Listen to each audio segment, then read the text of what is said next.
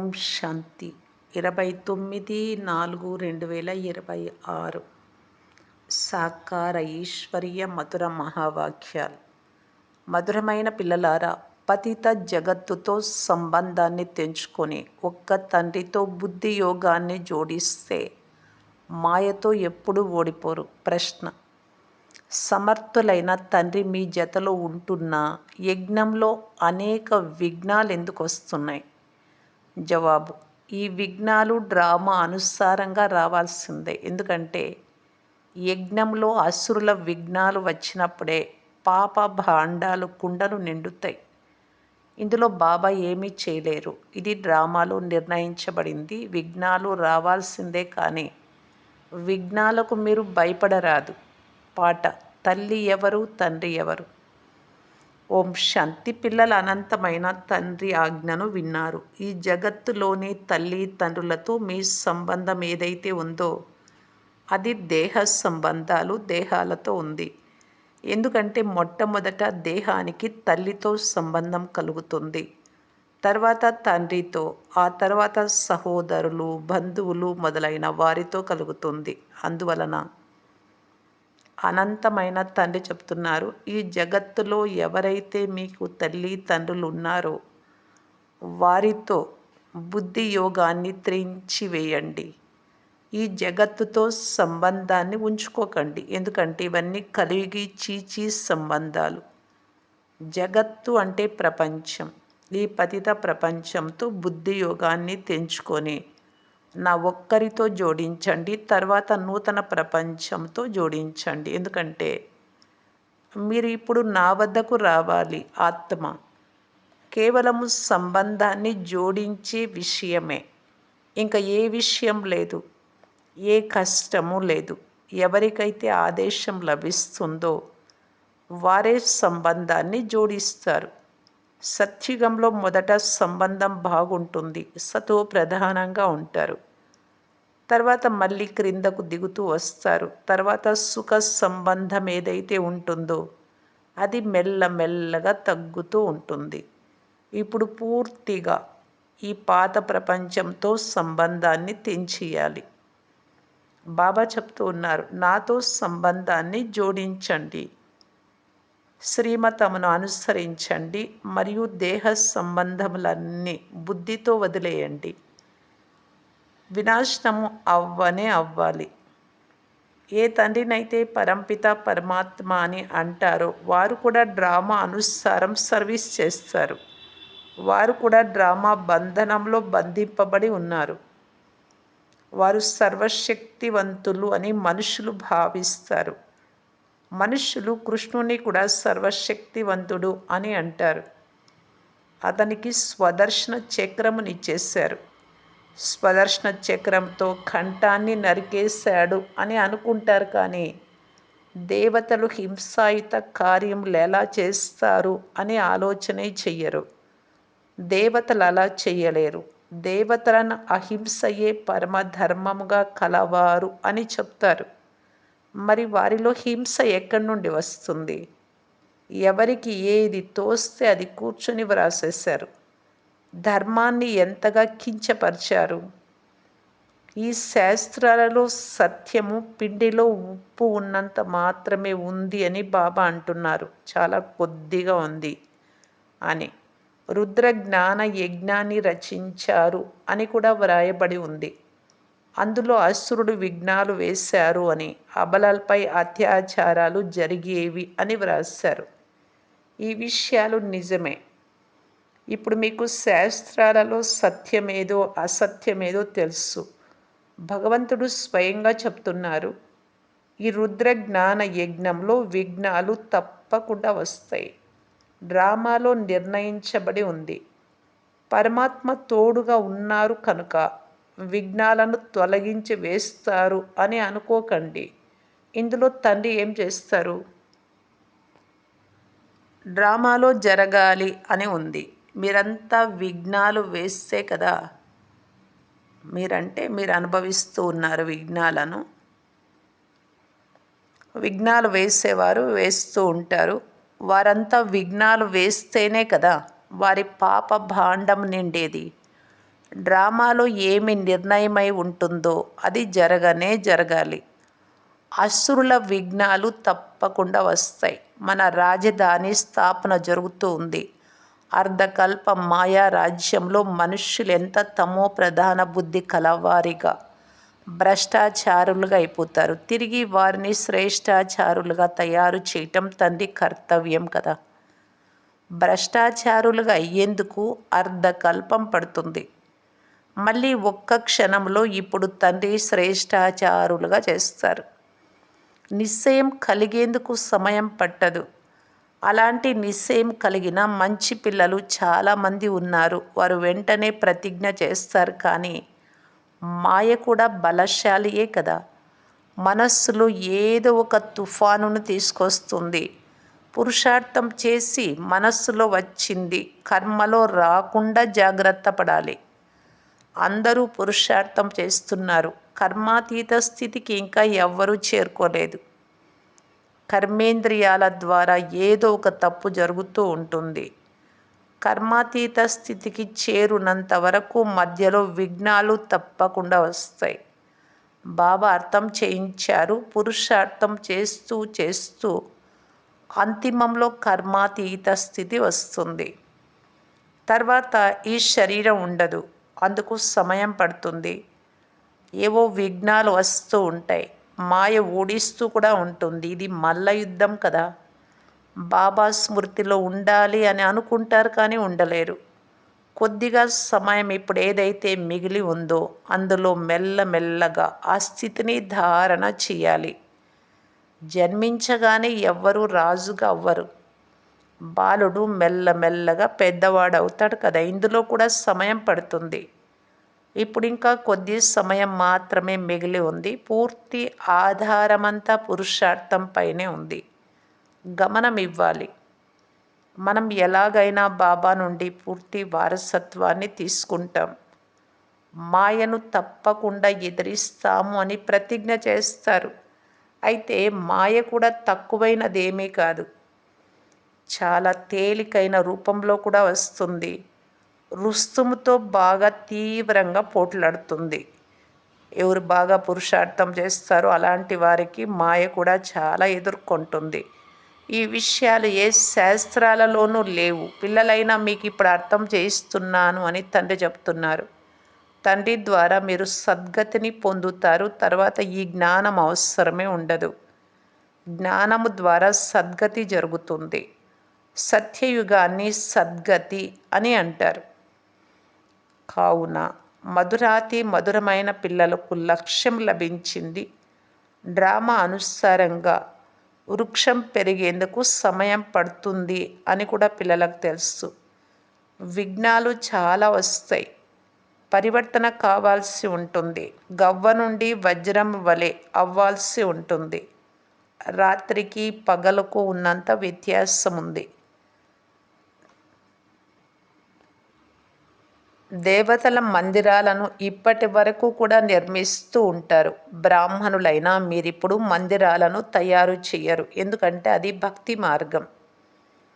ఇప్పుడు భక్తి మార్గం సమాప్తమై జ్ఞాన మార్గము జిందాబాద్ అవుతుంది అని ప్రపంచంలోని వారికి తెలియదు. ఇది కేవలం పిల్లలైన మీకు మాత్రమే తెలుసు. కలియుగం ఇంకా బాల్యావస్థలో ఉంది అని మనుషులు భావిస్తారు. వారి పూర్తి ఆధారమంతా శాస్త్రాలపై ఉంది. పిల్లలైన మీకు తండ్రి కూర్చొని అన్ని వేద శాస్త్రాల రహస్యాన్ని అర్థం చేయిస్తున్నారు. తండ్రి చెప్తున్నారు, ఇంతవరకు మీరు ఏమేం చదివారో అవన్నీ మర్చిపోండి. శాస్త్రాలు, పురాణాలు, వేదాలు అన్నీ. వాటి ద్వారా ఎవ్వరికీ సద్గతి కలగదు. ఇంతవరకు భలే అల్పకాల సుఖం లభిస్తూ వచ్చింది. సదా సుఖమే సుఖము లభించడము అనేది జరగదు. ఇది క్షణభంగురమైన సుఖం. మనుషులు దుఃఖంలో ఉంటారు. సత్యుగంలో దుఃఖం యొక్క నామ రూపాలే ఉండవు అని మనుషులకు తెలియదు. వారు అక్కడ కూడా స్వర్గంలో అంటే సత్యుగం త్రేతాయుగంలో కూడా అటువంటి విషయాలు ఉన్నాయని చూపించారు. అక్కడ కృష్ణపురంలో కంసుడు ఉండేవాడు. అలా ఉండేది, ఇలా ఉండేది, ఇలా వ్రాసేశారు. ద్వాపర యుగంలో శ్రీకృష్ణుడు ఉన్నారు అని కూడా రాశారు. కృష్ణుడు జైలులో జన్మించాడు అని మొదలైన అనేక విషయాలు వ్రాశారు. ఇప్పుడు శ్రీకృష్ణుడు సత్యయుగంలోని ప్రప్రథమ రాజకుమారుడు. అతడు ఏం పాపం చేశాడు? ఇవన్నీ కాల్పనిక కథలు. అది కూడా బాబా సత్యము తెలిపించిన తర్వాతనే ఇప్పుడు మీరు అర్థం చేసుకున్నారు. తండ్రి వచ్చి సత్యఖండాన్ని స్థాపిస్తారు.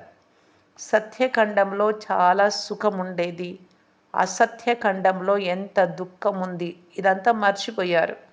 మనము శ్రీమతాన్ని అనుసరించి సత్యఖండాన్ని స్థాపించి దాని యజమానులుగా అవుతాము అని మీకు తెలుసు. ఇలా మీరు శ్రీమతమును అనుసరిస్తే మీరు ఉన్నత పదవిని పొందగలరు అని తండ్రి అర్థం చేయించారు.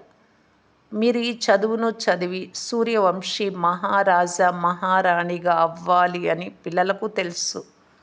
శ్రేష్ఠ పదవిని పొందాలి అని అందరికీ ఉంటుంది. అందరి పురుషార్థం ప్రయత్నం నడుస్తూ ఉంటుంది. మంచి పరిపూర్ణులైన భక్తులు తాము నమ్మిన దేవతల చిత్రాలను తమ జతలోనే ఉంచుకుంటారు. అప్పుడే వారికి పదే పదే గుర్తుకొస్తుంది. బాబా కూడా త్రిమూర్తి చిత్రాన్ని జతలో ఉంచుకుంటే పదే పదే గుర్తుకొస్తుంది అని చెప్తారు. తండ్రిని స్మృతి చేయడం వలన మీరు సూర్యవంశంలోకి వచ్చేస్తారు. గదిలో త్రిమూర్తి చిత్రము తగిలించి ఉంటే పదే పదే కనిపిస్తూ ఉంటుంది. జ్ఞానమంతా బుద్ధిలోకి వస్తుంది. బాబా ద్వారా మనము ఈ సూర్యవంశంలోకి వెళ్తాము. ఉదయం లేవగానే దృష్టి దానిపైకి వెళ్తుంది. ఇది కూడా ఒక పురుషార్థమే. బాబా సలహా ఇస్తున్నారు. మంచి మంచి భక్తులు చాలా ప్రయత్నం చేస్తారు. కళ్ళు తెరవగానే కృష్ణుడు స్మృతి రావాలి అని అతడి చిత్రాన్ని ఎదురుగా ఉంచుకుంటారు. మీకైతే ఇంకా సహజం. ఒకవేళ సహజ స్మృతి రాకుంటే, మాయ సతాయిస్తూ ఉంటే ఈ చిత్రాలు మీకు సహాయపడతాయి కదా. శివబాబా మనకు బ్రహ్మ ద్వారా విష్ణుపురానికి యజమానులుగా చేస్తారు. మనం బాబా ద్వారా విశ్వ అధికారులుగా అవుతున్నాము అని మీకు తెలుసు. ఈ స్మరణలో ఉన్న చాలా సహాయం లభిస్తుంది గుర్తు చేసుకోవటానికి.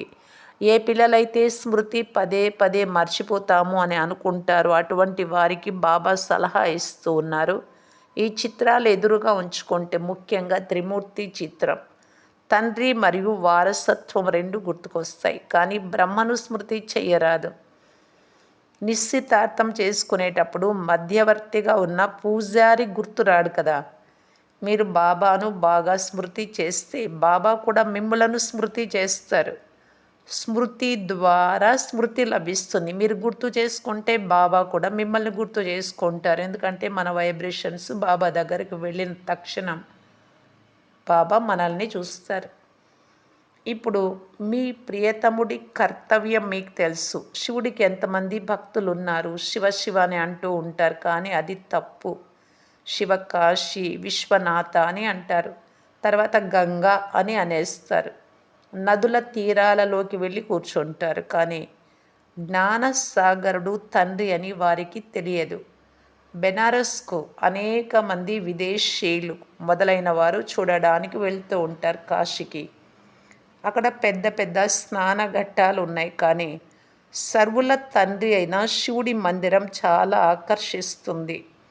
అందరూ శివుడి వద్దకు వెళ్తారు. మందిరం ఎవరి వద్దకు వెళ్ళదు. మందిరాలలోని దేవతలు ఆకర్షిస్తారు. అలాగే శివబాబా శివలింగం కూడా ఆకర్షిస్తుంది. నెంబర్ 1 శివబాబా. తర్వాత ద్వితీయ నంబర్లో రెండవ నంబర్ ఈ బ్రహ్మ సరస్వతులు అనగా విష్ణువు. విష్ణు సో బ్రహ్మ బ్రాహ్మణులే. విష్ణుపురంలో దేవతలు, విష్ణుపురంలోని దేవతలే బ్రాహ్మణులుగా అవుతారు. ఇప్పుడు మీ కర్తవ్యం ఇదే. ఇప్పుడు మీరే దేవతలుగా అవుతున్నారు కనుక ఇతరులకు కూడా దారి చూపించాలి. మిగిలిన వారంతా అడవులలోకి తీసుకెళ్లేవారు, భక్తి మార్గంలో ఉండేవారు. మీరు అడవి నుండి వెలుపలికి తీసి ఉద్యానవనంలోకి తీసుకెళ్తున్నారు. శివబాబా వచ్చి ముళ్ళను పుష్పాలుగా తయారు చేస్తారు. మీరు కూడా ఈ కర్తవ్యమే చేస్తారు. ఈ విషయాలు మీకు మాత్రమే తెలుసు. మీరు చెప్పేది వినేందుకు రాజా రాణులు ఎవ్వరూ లేరు. పాండవులకు 3 అడుగుల భూమి కూడా లభించేది కాదు అని గాయనం ఉంది. తండ్రి సమర్థులు కనుక పాండవులైన మీకు విశ్వ చక్రవర్తి పదవినిచ్చేశారు. ఇప్పుడు కూడా అదే పాత్రను అభినయిస్తారు కదా. తండ్రి గుప్తం. కృష్ణుడికి ఏ విఘ్నము రాదు. ఇప్పుడు తండ్రి వచ్చి ఉన్నారు. తండ్రి వద్దకు వచ్చి వారి నుండి వారసత్వం తీసుకోవాలి. దీని కొరకు శ్రమ పడాలి.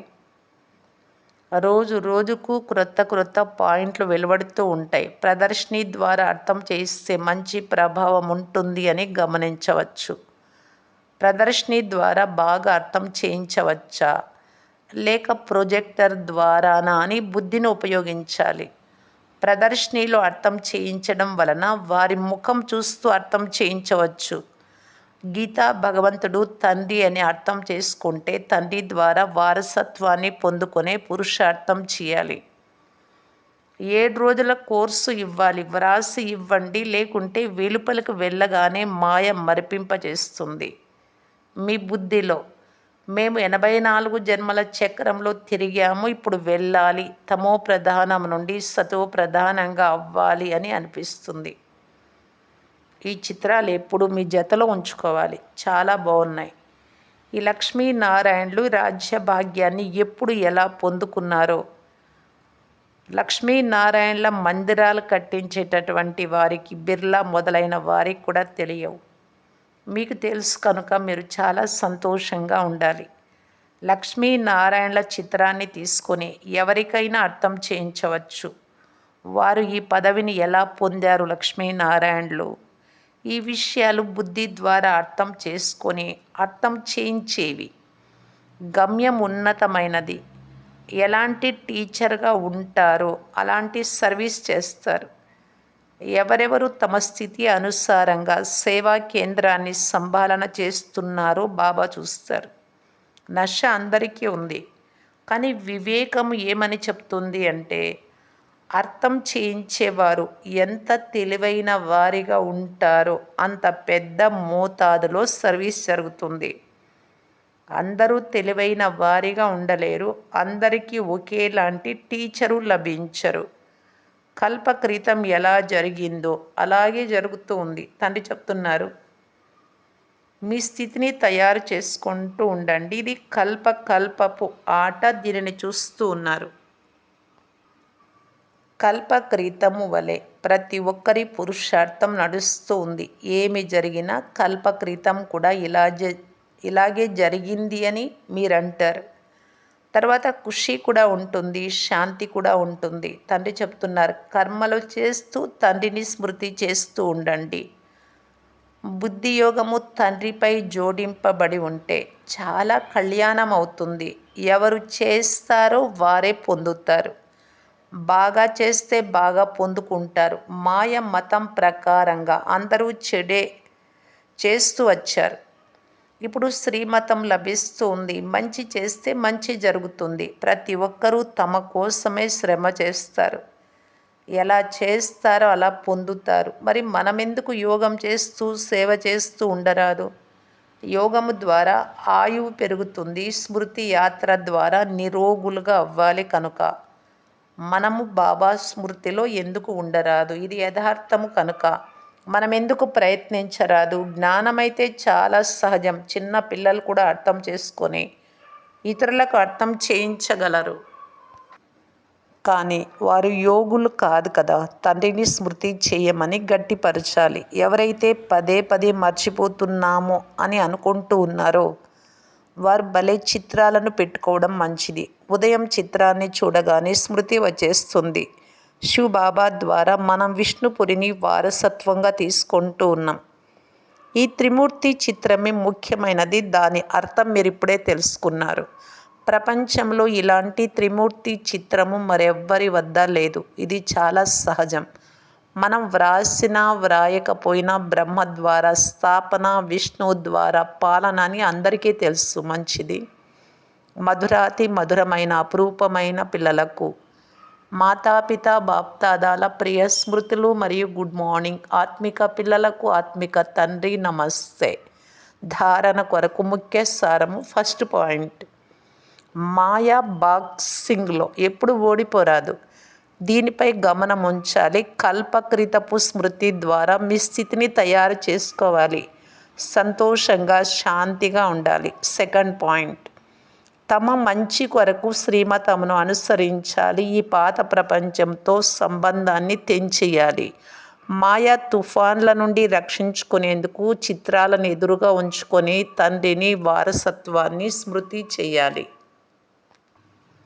వరదానము: మననము ద్వారా తండ్రి ప్రాపర్టీ ఆస్తిని మీ ప్రాపర్టీగా చేసుకునే దివ్య బుద్ధివాన్ భవ. తండ్రి ద్వారా ఏ ఖజానా లభిస్తుందో దానిని మననం చేస్తూ ఉన్నట్లయితే మీ లోపల ఇమిడిపోతూ ఉంటుంది.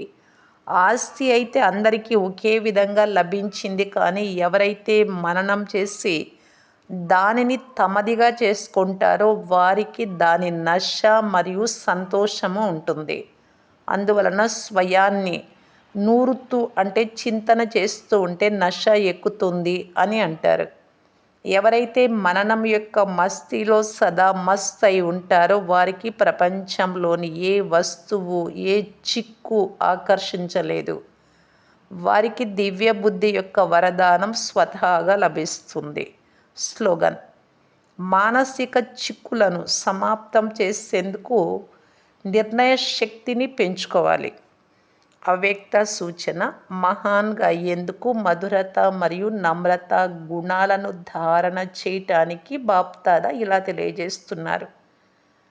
మేము సదా వంగుతూనే ఉంటాము, కానీ మాకు ఏ గౌరవము లేదు అని అనుకోకండి. ఎవరు వంగరో అసత్యము చెప్తారో వారికే గౌరవం ఉంటుంది అని కూడా అనుకోకండి. అవన్నీ అల్పకాలికమైనవి. కానీ మీరు దూరదేశీ బుద్ధిని, విశాలమైన బుద్ధిని ఉంచుకోండి. ఇక్కడ ఎంతమంది ముందు వంగుతారో, నమ్రతగా ఉంటారో, నడుచుకుంటారో అనగా నమ్రతా గుణాన్ని ధారణ చేస్తారో వారికి మొత్తము కల్పమంతా సర్వాత్మలు వంగి వంగి నమస్కరిస్తారు. ఇక్కడ వంగడము అంటే మీరు శరీరంతో కాదు, మనస్సుతో నమ్రతతో ఉండడం ప్రతి ఒక్కరి పట్ల. అక్కడ నిజంగానే వంగుతారు. ద్వాపర కలియుగంలో దేవీ దేవతలుగా మీరైనప్పుడు సత్యత్రేతాయుగాలలో రాజుకు గౌరవం ఇచ్చేందుకు తలతో కాదు కానీ మనస్సుతో వంగుతారు. ద్వాపర కలియుగాలలో తల వంచుతారు. ఓం శాంతి.